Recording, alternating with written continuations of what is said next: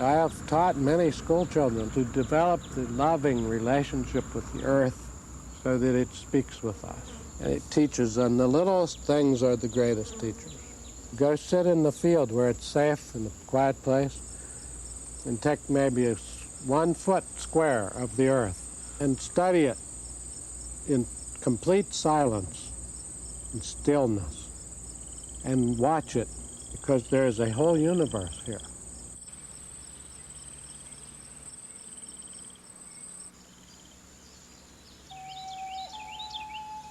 Imagine you are an Indian walking through the land of your ancestors. All around you are trees and the sounds of nature. The forests and the rivers fill you with a sense of well-being and provide you with everything you need to live.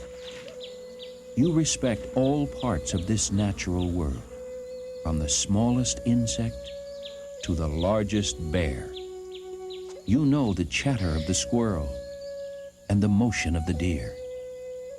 They are your friends. You ask their forgiveness before you hunt and promise that you will never kill more of them than your people need to survive. You live in peace with nature, and nature shares her gifts with you.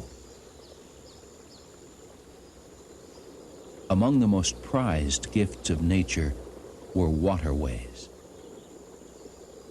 Rivers like the Potomac, the Wicomico, and the Choptank were used for drinking, fishing, bathing, and traveling. Often Indian tribes gave their waterways interesting names, like Mattawoman, which means where one goes pleasantly. Chesapeake means the Great Shellfish Bay.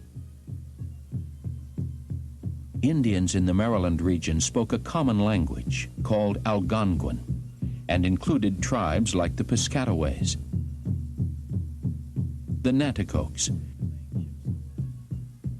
the Pocomoke Assateagues, and the Shawnees. A fifth tribe, the Susquehannocks, spoke a different language called Iroquois. Villages bustled with activity.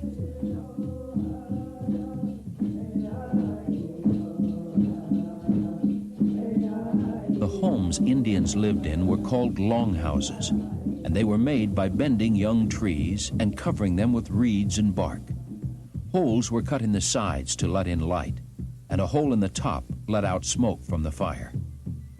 Today, in historic St. Mary's City, archaeologists are building a model of a longhouse.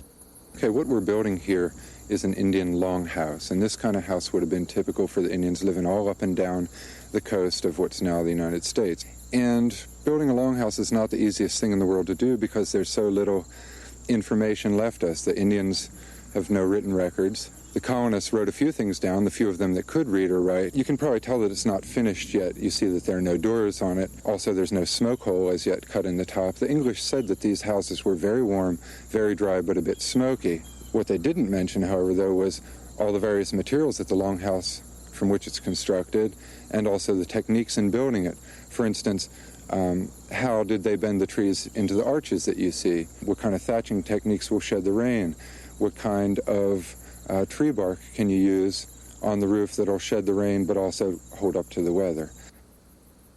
Indians designed a variety of tools.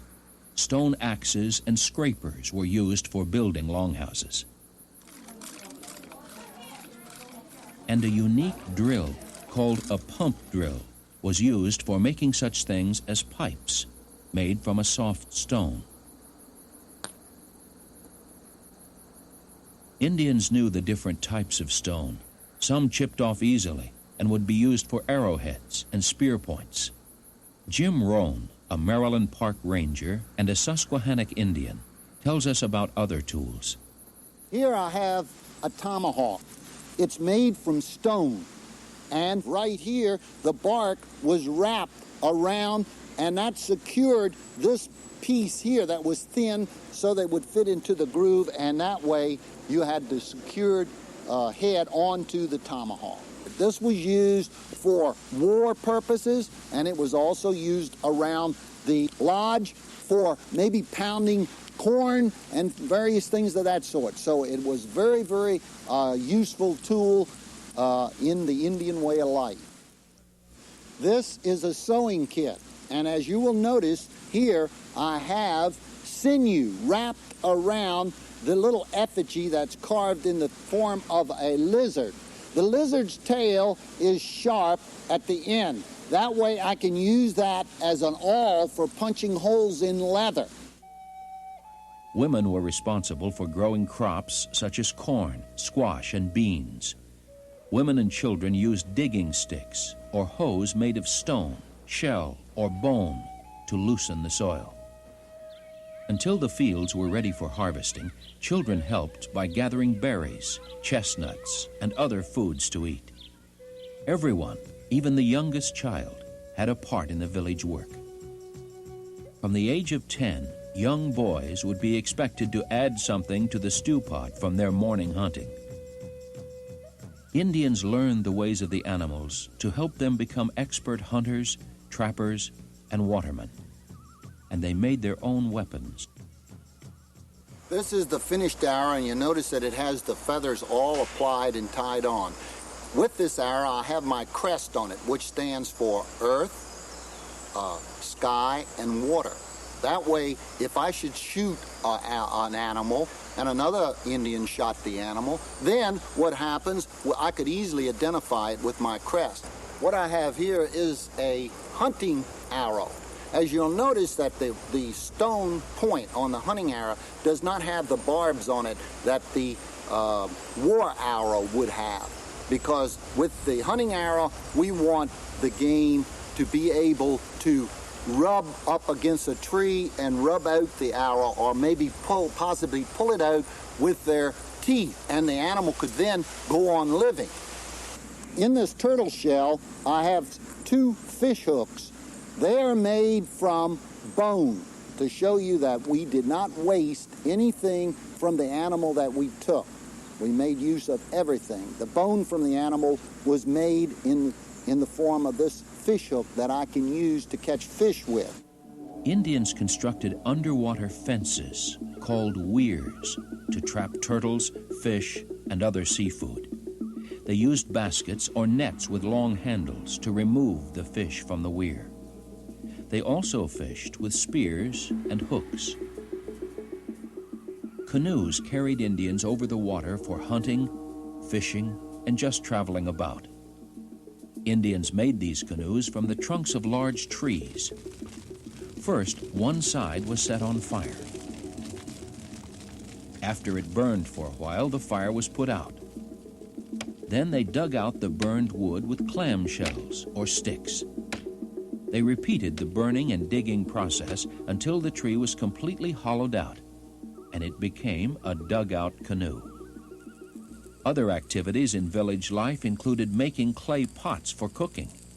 What I'm working on is a piece of pottery that I've made in the typical fashion of the type of pots that would have been made by the late woodland Indian. They'd find their clay deposits around the riverbanks. They might get the children to help them dig the clay out of the riverbanks. And this is going to be a pot that's used for cooking or storing food in or carrying water in. The pot is shaped rounded or cone-shaped, and if you can see the pot that's cooking, that I'm cooking in, it's nestled into the hot coals of the fire. If you take a flat-bottom pot and set it on hot coals, it's going to smother the fire.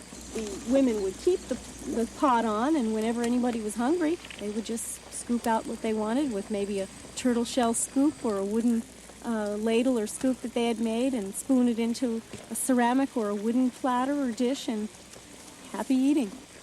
Indians enjoyed a variety of delicious foods. Popular recipes included succotash, yellow jacket soup, and crab cakes. Fish was smoked to preserve it for winter meals. Fish and meats were put on racks over a fire for cooking, and oysters were steamed in the hot embers. Older people, called elders, held an important place in the family and in the tribe.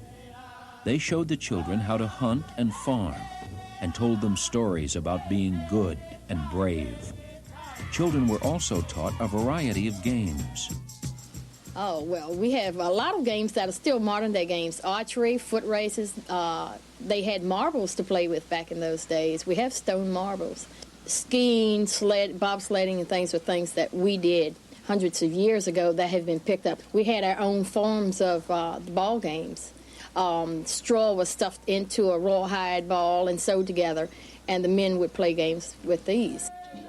Another game was lacrosse. Invented by a tribe of Indians known as the Iroquois, this fast-paced game improved running and aiming skills. Sometimes fights between tribes over hunting or farming rights would be settled by a game of lacrosse. Indian tribes had their own governments. Members of each tribe were linked together under a chief, or a werowance. Chief's responsibilities in the old days are the same as it is now. Exactly. He's like a father, a listener, a person who cares. In government, Indian people have different kinds of government. My own people continue to have a traditional form of Shawnee government, which goes back as far as we know.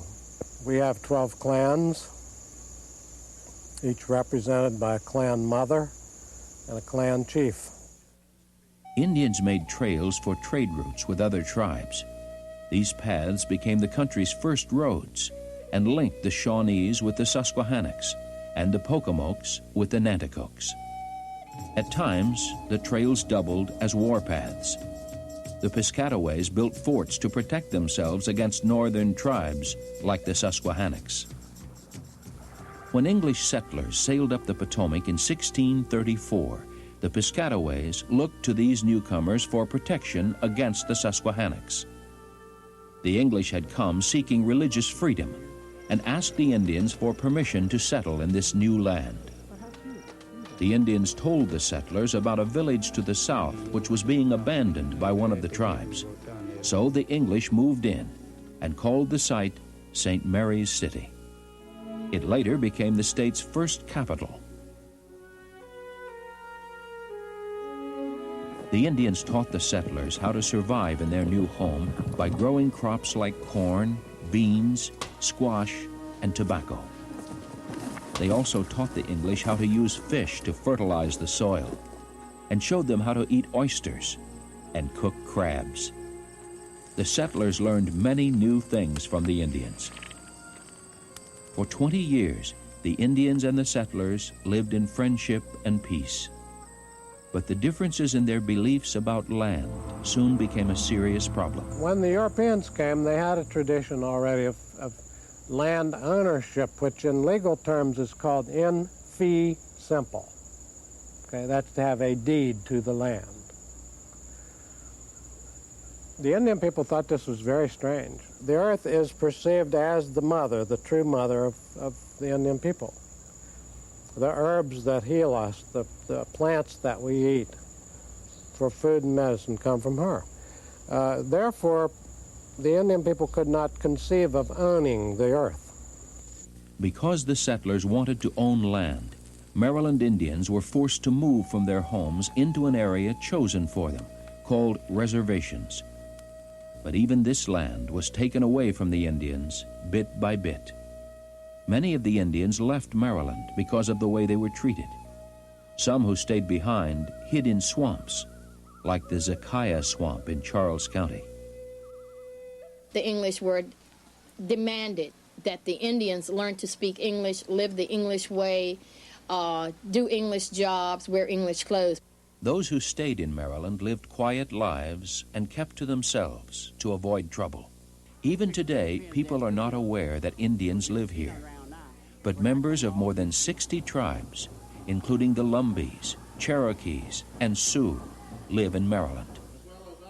To make sure that their heritage isn't lost, modern Indians are bringing back old traditions to recapture their proud history.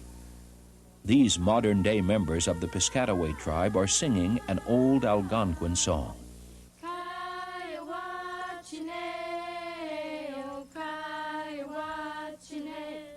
and young Piscataway Indians are tape recording interviews with grandparents and older relatives. Tell a story. Okay. Lumbee Indians in Baltimore hold national powwows at Festival Hall to celebrate their culture.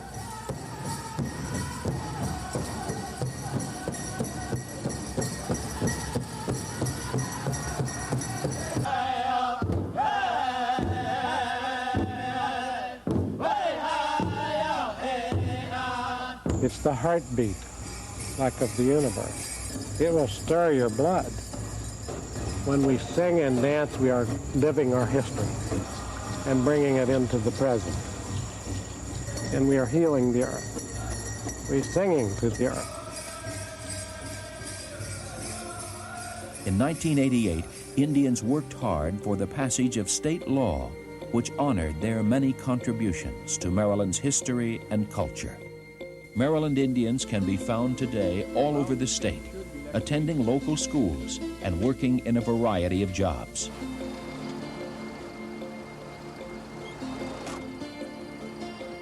The story of Maryland Indians is one of courage and survival.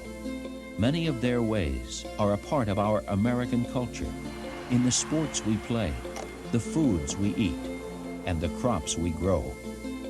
They were the state's first farmers, hunters, watermen, and boat builders. But it's the respect for nature that may be the Indians' greatest gift to us. By returning to this love of land and respect for life, we can better understand the need to find solutions to the environmental problems facing us today. We always considered Earth as our mother and the sky as our father. And you always took care of your mother and father. You never polluted the earth. You didn't damage the earth. And we only used parts of the earth that we needed at that time. In the Indian way of looking at the world, you see, we call ourselves the caretakers. Therefore, it's our responsibility to try to restore the harmony and the balance which is taken away. So, if we want to heal the earth, we must get very close to the earth. If you want to live here, you must love here.